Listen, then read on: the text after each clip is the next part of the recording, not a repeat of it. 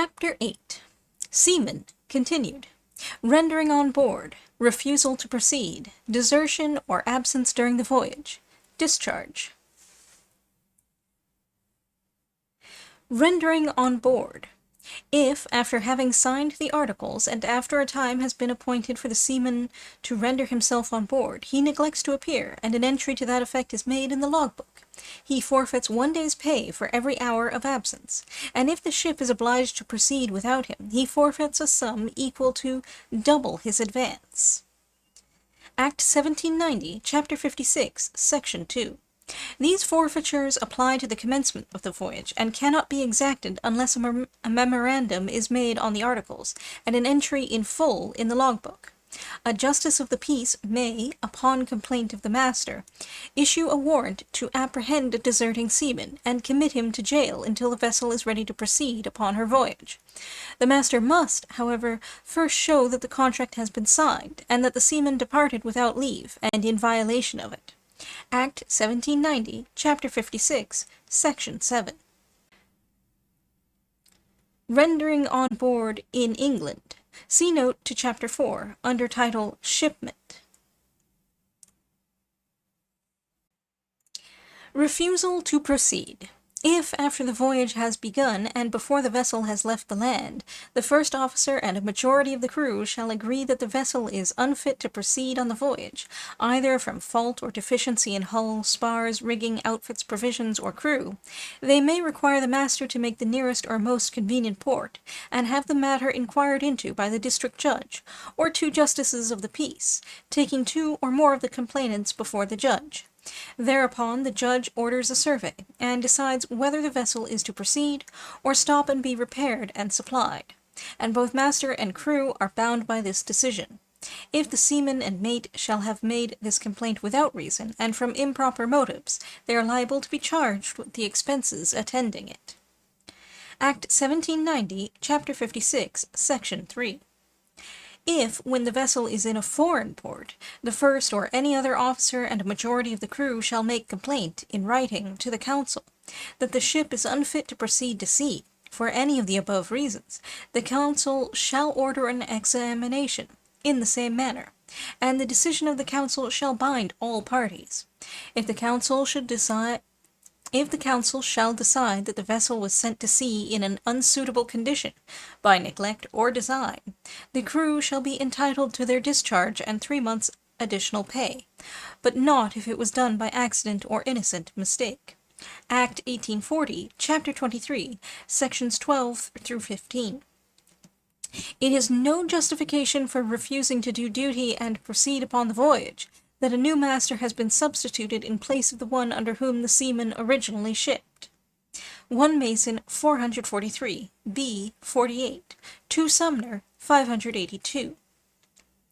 And if a blank is left for the name of the master, the seaman is supposed to ship under any who may be appointed. 6 Mass 300. The same rule applies to the substitution or appointment of any other officer of the ship during the voyage. Refusal to proceed in England. What is here said would seem to be applicable to British vessels. Desertion or absence during the voyage. If during the voyage the seaman absents himself without leave for less than 48 hours, and an entry thereof is made in full in the logbook, he forfeits 3 days' pay for each day's absence. But if the absence exceeds 48 hours, he forfeits all his wages then due, and all his goods and chattels on board the vessel at the time, and is liable to the owner in damages for the expense of hiring another seaman. Act 1790, Chapter 56, Section 5. If he deserts within the limits of the United States, he is liable to be arrested and committed to jail until the vessel sails. Act 1790, Chapter 56, Section 7. If he deserts or absents himself in a foreign port, the council is empowered to make use of the authorities of the place to reclaim him. If, however, the council is satisfied that the desertion was caused by unusual or cruel treatment, the seaman may be discharged and shall receive 3 months' additional wages. Act 1840, Chapter 23, Section 9. It is not a desertion for a seaman to leave his vessel for the purpose of procuring necessary food, which has been refused on board. Nor is a seaman liable if the conduct of the master has been such as to make it dangerous for him to remain on board. Hag 63.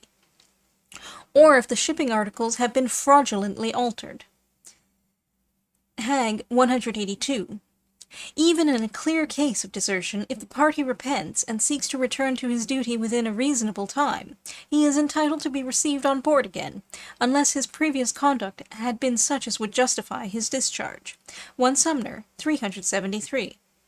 As to the effect of deserting upon wages, and what is desertion in such cases, see the subject Wages Affected by Desertion, Chapter 11. Desertion or absence during the voyage in England. See note to Chapter 4 under the title Shipment. If the master proposed to take the ship on a voyage not designated by the articles, the mariners may leave the ship without being guilty of desertion. 1 Hag 248, 2 Hag 243. Want of provisions will justify the seaman in leaving the ship, and extreme misconduct and ill treatment on the part of the master may also justify desertion.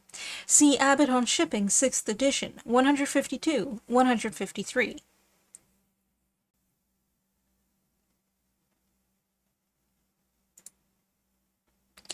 Discharge. By referring to Chapter 4, Master's Relation to Crew, the seaman will find that, though the master has power to discharge a seaman for gross and repeated misconduct, that this right is closely watched, and any abuse of it is severely punished. He will also find there a statement of his own rights and privileges, with reference to a discharge.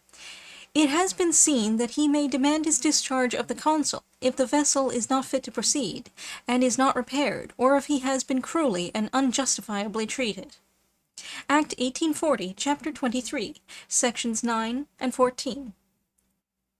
If a vessel has been so much injured that it is doubtful whether she can be repaired, or the repairs cannot be made for a long time, during which it would be a great expense to the owners to support the seamen in a foreign country, it is held that the crew may be discharged, upon the owners paying their passage home, and their wages up to the time of their arrival at the place of shipment.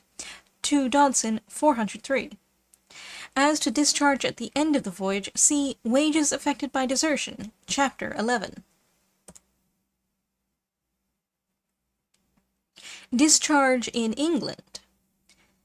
See note to Chapter 4 under this title.